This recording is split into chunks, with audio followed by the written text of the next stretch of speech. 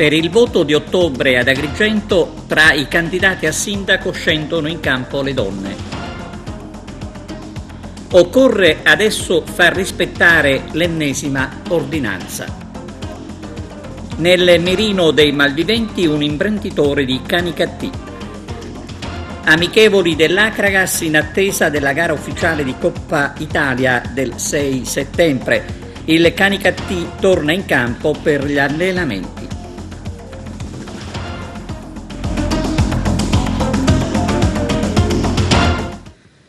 Benvenuti su TVA Notizie, apertura dedicata alla politica con i nuovi candidati a sindaco di Agrigento. Scendono in campo le donne, Daniela Catalano, sostenuta da Fratelli d'Italia e Lega, e Marcella Carlisi con il Movimento 5 Stelle. Il direttore Arturo Cantella.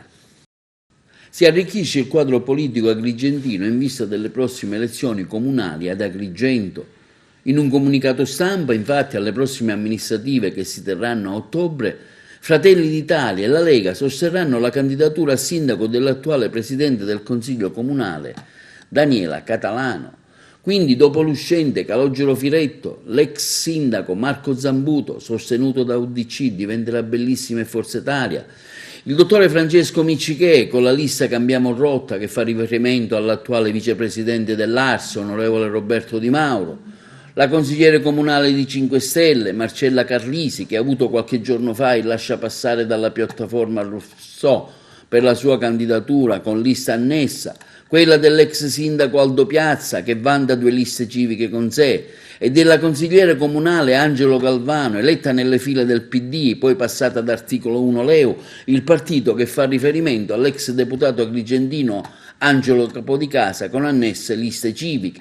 Si aggiunge anche l'attuale presidente del Consiglio di Agrigento, l'avvocato Daniela Catalano, eletta nel 2015 nel partito dell'ex ministro dell'Interno, onorevole Alfano, il nuovo centrodestra. La Catalano fu eletta poi presidente del Consiglio Comunale d'Agrigento grazie ai voti della maggioranza di allora, che contava ben 21 consiglieri comunali, elezioni che a suo tempo destarono qualche mal di pancia sia nelle file della maggioranza e di chi aveva ottenuto il massimo dei voti, il primo eletto, il consigliere comunale Gibilaro. Oggi la Catalano si presenta alla città per guidare il consenso verso 2 partiti di destra, la cui candidatura è ufficializzata dai vertici locali, dal dirigente nazionale del partito di Giorgia Meloni, Calogero Pisano, e dal commissario straordinario di Agrigento e dello parlamentare leghista, l'onorevole Annalisa Tardino di Licata. Questa la nota, dopo un'ampia riflessione sul progetto comune teso a individuare una personalità che possa realmente incarnarlo, affermano congiuntamente Pisano e la Tardino, abbiamo il piacere di comunicare alla città di aver individuato nella persona dell'attuale presidente del Consiglio Comunale, l'avvocato Daniela Catalano, che ha manifestato la sua disponibilità ad accettare la candidata ideale da sostenere per la tornata elettorale del prossimo ottobre.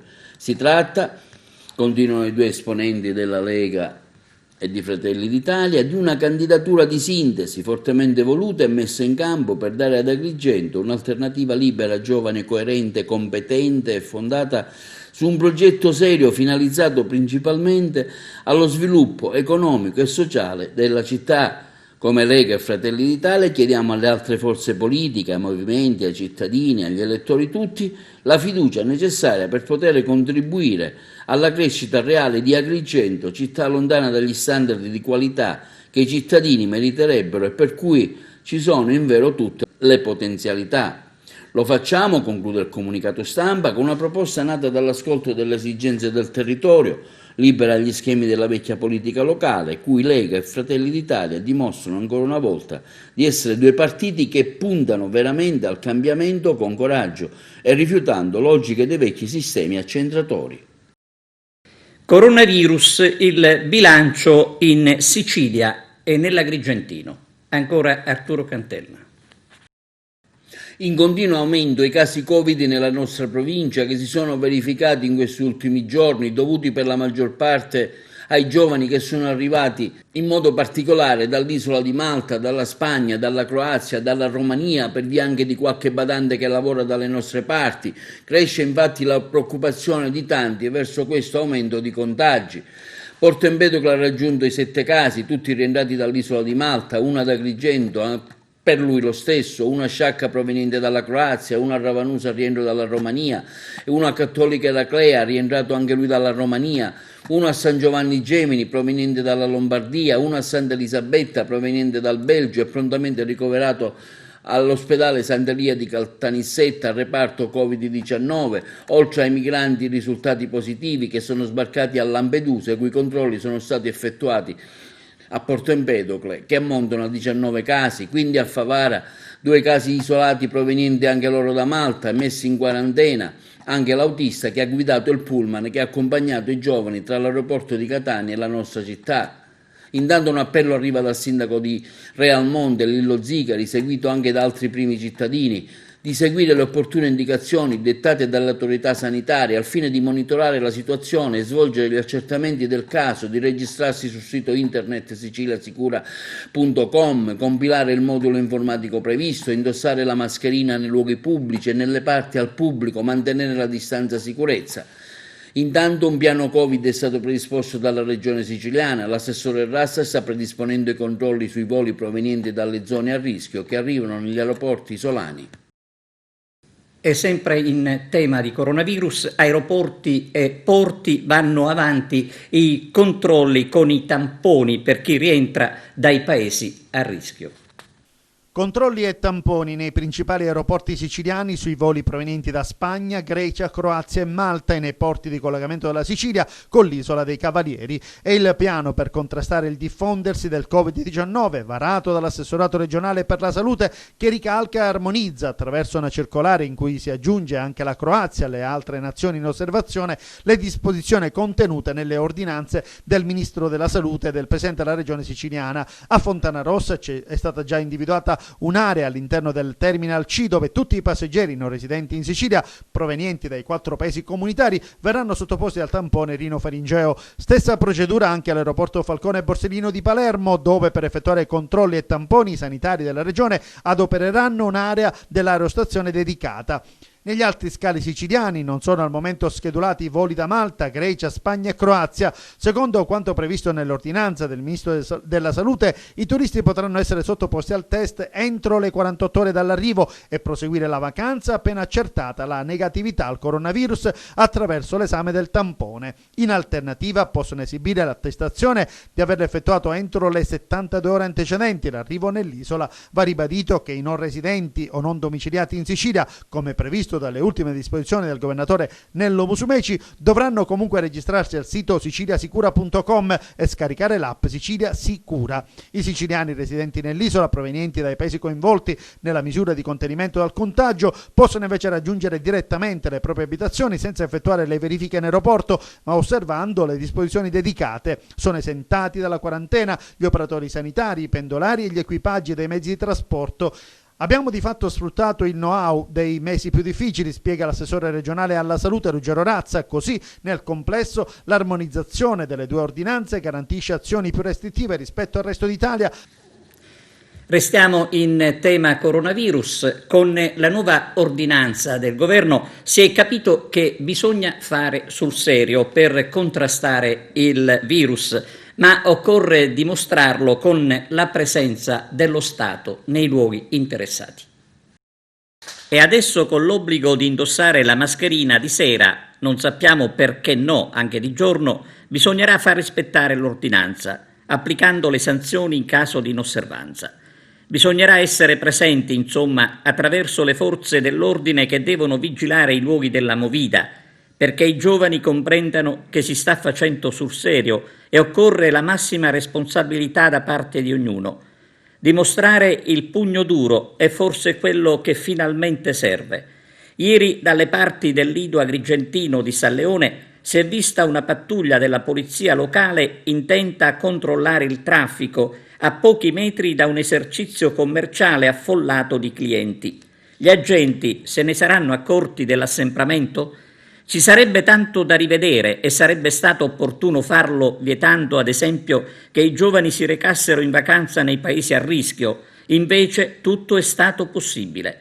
Il Ministro della Salute sotto questo aspetto è sembrato del tutto assente, così come i consulenti del governo con i loro saggi consigli scomparsi dopo aver bombardato la mente degli italiani tutte le sere. Non possiamo permetterci un nuovo lockdown, lo dice Francesco Picarella, presidente di Confcommercio Sicilia. Siamo molto preoccupati, aggiunge, per la ripresa dei contagi. Picarella sostiene che la stretta del governo è un campanello di allarme, ma oltre alle discoteche bisognerà prestare la massima attenzione in tutti i luoghi a rischio con l'uso della mascherina e il distanziamento. E veniamo alla cronaca nera. Intimidazione per un imprenditore di Canicattì. Vediamo.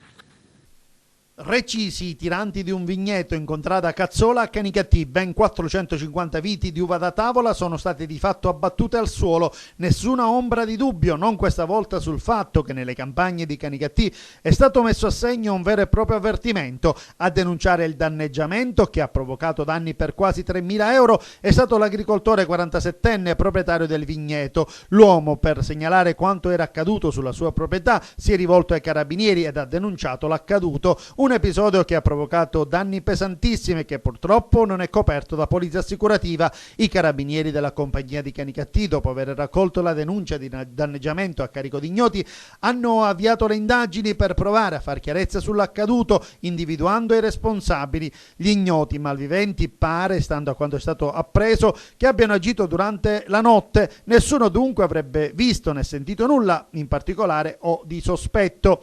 Non è escluso che ad agire possa essere stata anche una sola persona, ma spetterà naturalmente all'inchiesta avviata dai militari dell'Arma di Canicattì mettere dei paletti fermi all'inchiesta. Non trapelano comunque al momento indiscrezioni al riguardo, non si sa nemmeno se il proprietario del vigneto abbia o meno avanzato possibili sospetti. Non è la prima volta che in territorio di Canicattì, patria dell'uva Italia, si registrano dei danneggiamenti dei vigneti. Anche negli anni passati, appunto, specialmente in tempo di raccolta, ce ne sono stati altri, provocando danni ingenti ai coltivatori. Tartarughe a Ribera. I volontari del WWF hanno collocato le reti essendo arrivato il tempo della schiusa. Il nido era stato segnalato a fine giugno. L'area è presidiata dai volontari del WWF Sicilia. Tartarughe in arrivo a Ribera. In attesa della schiusa, i volontari del WWF Progetto Tartarughe e Life Euro Turtles hanno collocato le reti per proteggere le piccole uova di tartaruga marina che dopo Ferragosto potrebbero nascere spuntando da sotto la sabbia. A fine giugno era stato segnalato questo nido di tartaruga marina, per cui adesso è arrivato il tempo della schiusa. Le uova maturano in un tempo che va dai 45 agli 80 giorni a seconda delle condizioni climatiche, delle esposizioni della sabbietta sotto cui sono custodite le uova, e lì ne hanno contate 99 perché si era resa necessaria una piccola traslocazione in quanto mamma tartaruga aveva deposto le sue uova troppo vicino al bagnasciuga, con il rischio che fossero attaccate dalle muffe. L'area adesso viene vigilata dai residenti di Borgo Bonsignore, la frazione di Ribera, dove si va al mare, in quelle di Pietre Cadute, la spiaggetta interessata. I volontari del WWF Sicilia, area mediterranea, hanno così creato il corridoio di protezione dal nido verso il mare, aiutati dagli amici del comitato di Borgo Bonsignore, con in testa il presidente Nino Fidanza, che hanno curato i paletti di canna su cui attaccare la rete. In quell'occasione c'era pure Simone Palermo, un ragazzo che insieme ai giovani di Rinteract ha svolto diverse azioni di sensibilizzazione, custodia e pulizia dell'area intorno al nido. Tanti altri ragazzi si sono avvicinati al gruppo di volontari del WWF, ma salvo rari casi a Ribera, tarda a formarsi una rete di appassionati che possa garantire una vigilanza continua del nido. Da qua l'appello a quanti volessero partecipare gratuitamente a questo miracolo della natura, mettendosi in contatto direttamente con il WWF. Nessuna sosta nelle ricerche del piccolo Giosuele. Vediamo il servizio. Proseguono senza sosta le ricerche del piccolo Gioele, il bimbo di 4 anni scomparso lo scorso 3 agosto con la madre Viviana Parisi, il cui corpo è stato trovato senza vita nei boschi di Caronia. Proprio nell'area del rinvenimento del cadavere della DJ 43enne di Venetico si sono concentrate le ricerche del piccolo. Anche in questo fine settimana circa 70 persone tra vigili del fuoco, protezione civile, forestali, polizia, finanza, carabinieri del reparto cacciatori di Sicilia hanno perlustrato l'area senza trovare elementi utili per rintracciare il piccolo. Nelle ricerche sono stati utilizzati anche droni e cani molecolari. Nelle scorse ore sono giunti altri 2 cani molecolari specializzati nelle ricerche provenienti da Milano, un grande lavoro che però al momento non ha dato i suoi frutti. Oltre alle ricerche, la Procura di Patti sta cercando di ricostruire gli ultimi momenti della vita della donna. Si resta in attesa anche delle conclusioni dell'autopsia eseguita nei giorni scorsi e che per il momento non ha fornito una risposta ai tanti interrogativi avanzati dagli investigatori. Tra le varie piste al vaglio degli inquirenti anche quella di una possibile aggressione a madre e figlio da parte di animali selvatici. Un'ipotesi che sarebbe avvalorata da una presunta presenza sulle gambe della donna di morsi. Dall'agenzia ANSA si apprende che le scarpe di Viviana non sarebbero sporche di terra, come se non avesse camminato a lungo e fosse stata aggredita improvvisamente da qualcuno. Secondo gli inquirenti, tuttavia, solo gli esami approfonditi dell'autopsia potranno chiarire se i morsi sul corpo della donna possano essere compatibili con un'aggressione da parte di animali selvatici. Le ricerche del piccolo proseguono con varie squadre di vigili del fuoco, protezione civile, polizia e carabinieri, con l'aiuto dei cani molecolari e biologici e con il sorvolo di droni ed elicotteri. Si cerca anche di ricostruire gli ultimi spostamenti della donna. Ci sarebbe un vuoto di 20 minuti, un tassello importante per chiarire tanti misteri di questa tragedia che ha scosso non solo il messinese. E adesso ascoltiamo un'intervista realizzata dal direttore Arturo Cantella con Claudio Lombardo, responsabile di Mare Amico. Siamo con il dottor Claudio Lombardo, responsabile di Mare Amico ad Agrigento e provincia. Un consuntivo da un punto di vista ambientale di questo Ferragosto, com'è andata? È andata tutto sommato bene, grazie alla responsabilità dei nostri giovani che hanno recepito l'appello del questore del prefetto a non fare tende,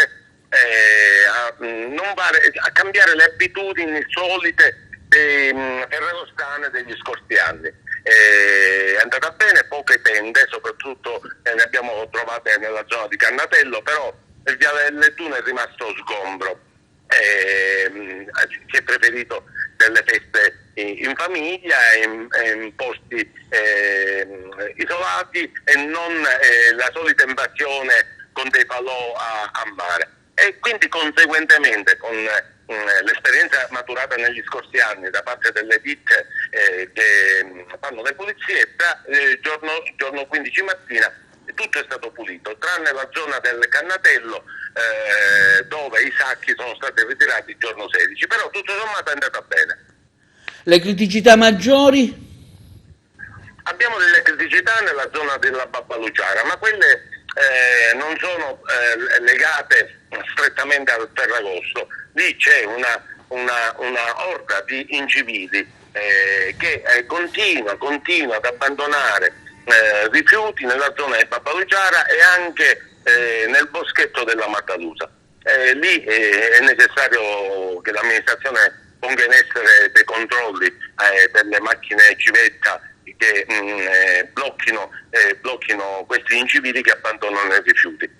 Una nostra idea che abbiamo già presentato a questa amministrazione, ma non se ne è fatto nulla, e la ripresenteremo alla prossima amministrazione che verrà eletta nei prossimi mesi, è quella della chiusura dell'accesso alla Babbaluciara. Non è possibile che questa zona sia frequentata con le macchine, il fiume cerca di riprendersi anche con l'avifauna che è stata inserita lì, e quindi è necessario che quella zona venga chiusa e quindi venga utilizzata semplicemente per passeggiare, per godere quella zona e non abbandonare i rifiuti. Una settimana fa un po' di paura al caos per la frana di un costone? Sì, chi sta lì sa che tutti i giorni ci sono sempre piccoli crolli. Quello della scorsa settimana è stato un poco più grosso, è venuta giù un pezzo della collina, per fortuna non c'era nessuno lì sotto perché è oggettivamente pericoloso, come del resto anche Zingarello e Drasi. Sono delle zone assolutamente precluse alla balneazione, le più belle, aggiungo io, proprio perché vi è un fenomeno erosivo di crolli è elevato. Scala dei Turchi, come è andata Scala dei Turchi? Scala dei Turchi purtroppo continuiamo ad assistere all'invasione dei turisti che in barba al divieto continuano ad entrare. Il servizio di vigilanza viene fatto nelle ore di punta, però è assolutamente insufficiente. Abbiamo notato, abbiamo le prove testimoniali, c'è anche una webcam che lo possono controllare un po' tutti. Succede che dalle 13 alle 15 e dopo le 19 la Scala dei Turchi viene invasa dei turisti in assenza dei controlli. Purtroppo lì la situazione va male, alla Scala dei Turchi si rischia seriamente che qualcuno si faccia male. E veniamo al Ferragosto. Come è trascorso il Ferragosto a Lampedusa? Ascoltiamo il sindaco dell'isola. È stata una delle mete più ambite in Sicilia per il turismo isolano e che ha visto la presenza di tanti turisti.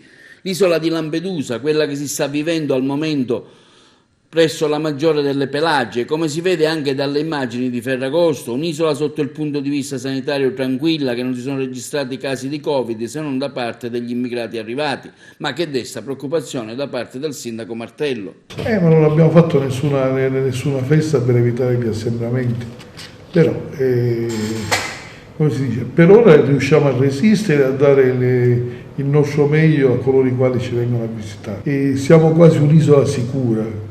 Certo, può sempre succedere l'incidente di percorso, però fino ad oggi possiamo dire che contrariamente in altri posti stiamo resistendo e che Lampedusa continua ad essere un'isola sicura.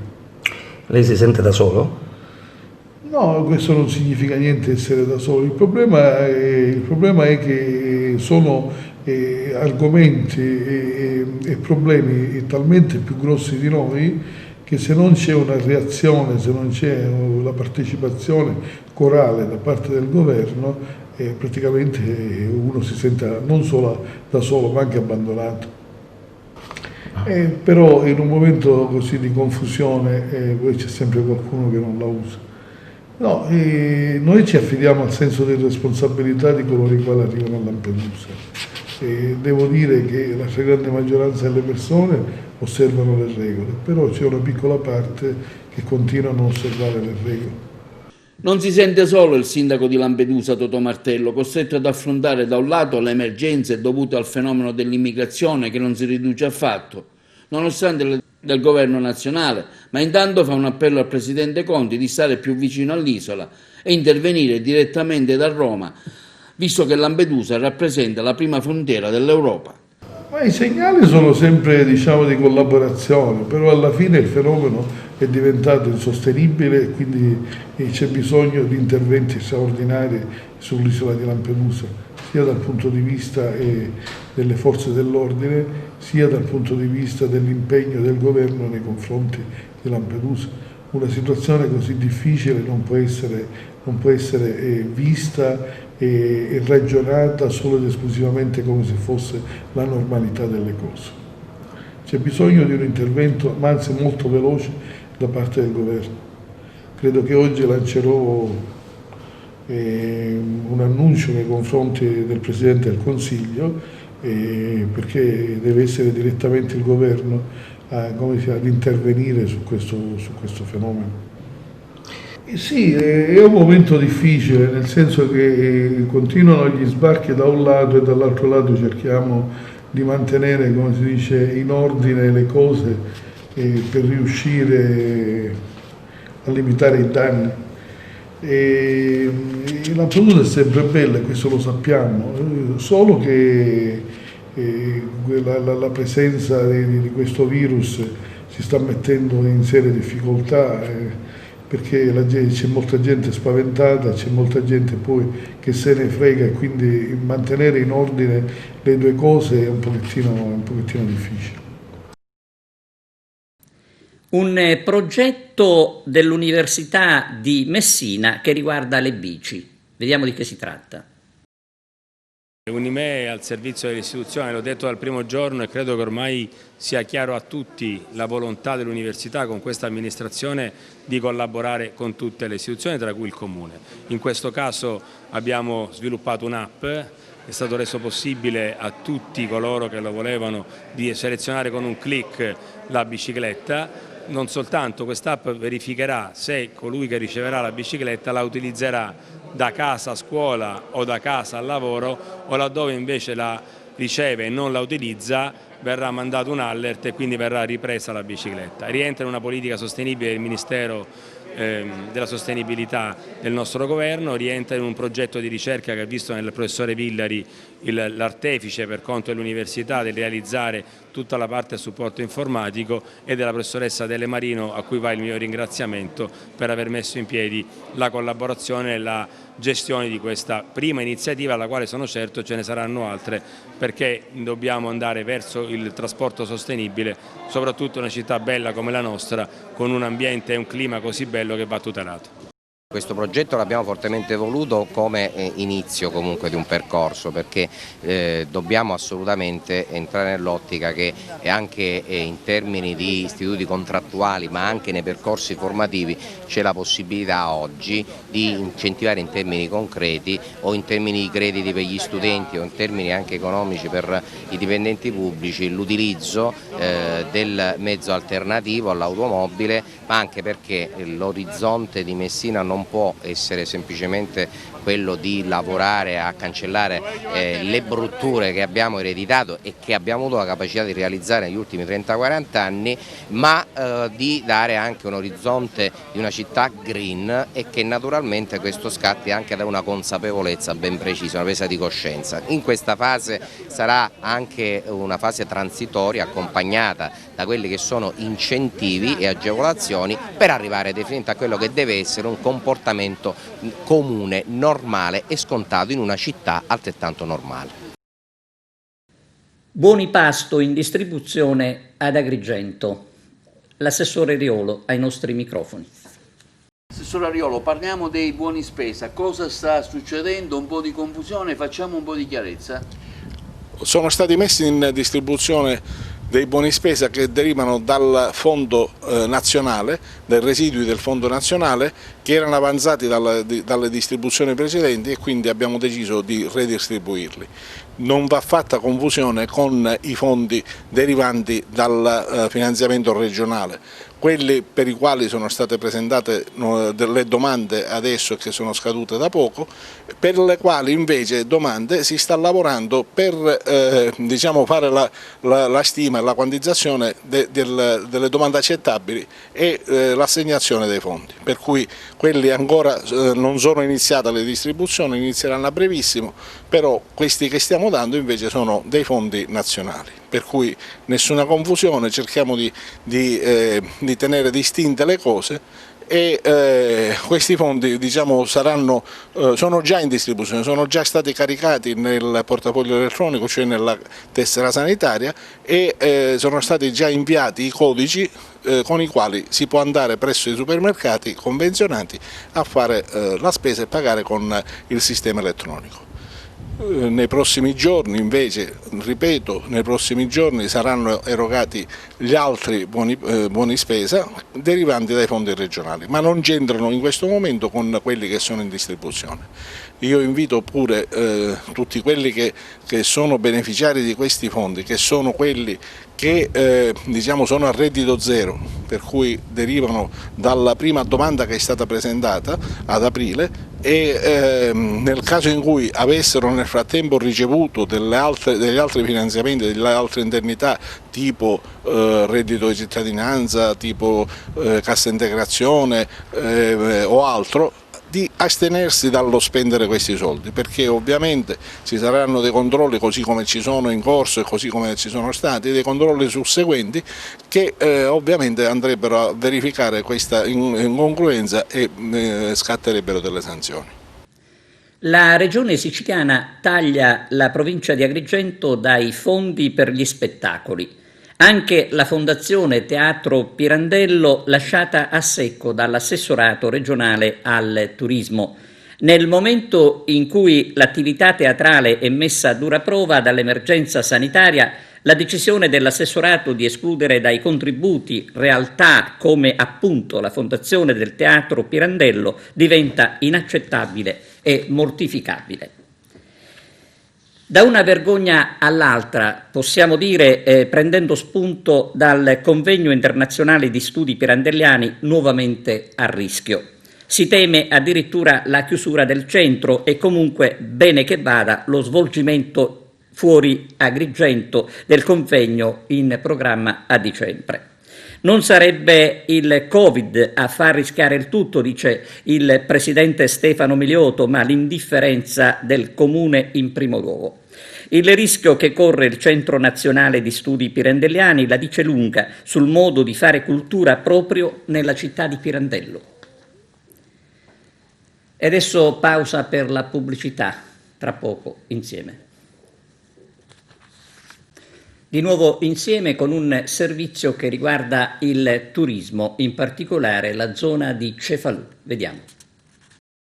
La pandemia ha dato un duro colpo al settore turistico ricettivo e di tutto ciò a risentirne anche la nostra terra di Sicilia, che sta incontrando delle difficoltà per dare slancio a questo settore. Il turismo è volano di economia in un momento di profonda crisi generale. Il rischio reale è che il grande potenziale prodotto sino ad oggi dal flusso turistico in Sicilia possa essere vanificato. Bisogna necessariamente correre ai ripari attraverso la creazione di un tavolo regionale che affronti i problemi del settore in maniera da mettere in atto tutti quegli strumenti che tutelino l'imprenditoria turistica, i posti di lavoro, ma sempre e comunque salvaguardando la salute pubblica. Su questo argomento abbiamo sentito al microfono di Massimo Raimondi, il dirigente dell'ufficio turistico regionale di Cefalù, il dottor Domenico Maccarone. Diciamo che fino a tutto il mese di giugno le cose non sono andate affatto bene.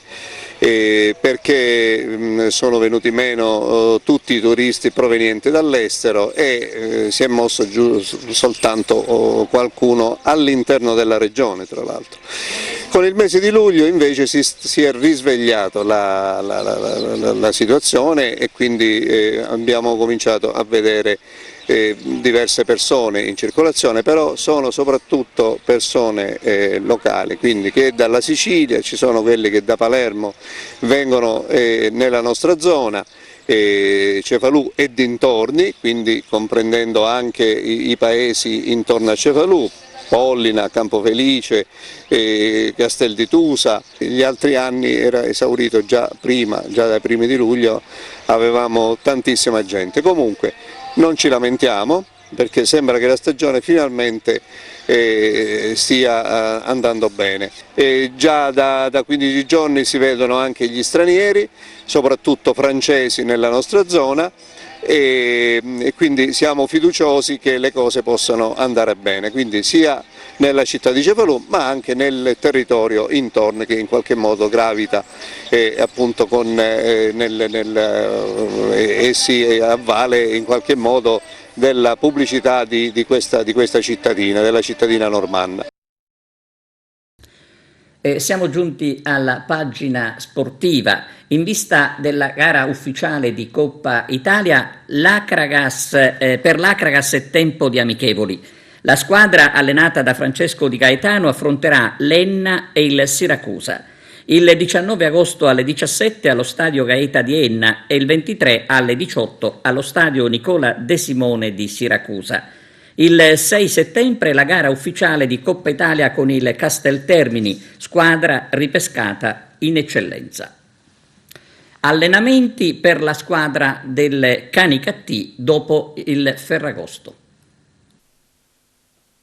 Dopo una settimana di intenso lavoro fisico, atletico e tecnico svolto in doppie sedute giornaliere agli ordini del tecnico Pippo Romano e del suo staff presso lo stadio Saraceno di Ravanusa, i calciatori del Canicattì hanno goduto di 3 giorni di meritato riposo. La ripresa degli allenamenti è prevista per oggi pomeriggio. È stata una settimana di lavoro importante che ha permesso ai giocatori di ritornare a svolgere attività agonistica dopo la lunga sospensione causata dall'emergenza sanitaria da Covid-19 e all'allenatore Pippo Romano di fare le prime valutazioni sulla rosa disponibile disposizione per la prossima stagione sportiva, che inizierà ufficialmente il prossimo 6 settembre con la partita di Coppa Italia che vedrà il Canicattì confrontarsi con la Pro Favara. Il direttore sportivo Alessandro Avarello, tenuto conto delle prime valutazioni fatte da mister Romano in accordo con il presidente Angelo Licata e con tutta la dirigenza biancorossa, è impegnato nel lavoro di completamento della rosa dei giocatori che parteciperanno per la quarta stagione consecutiva al campionato di eccellenza, un campionato che si annuncia molto interessante per la presenza di società blasonate come Agragas, San Cataldese, Mazzara, Nissa,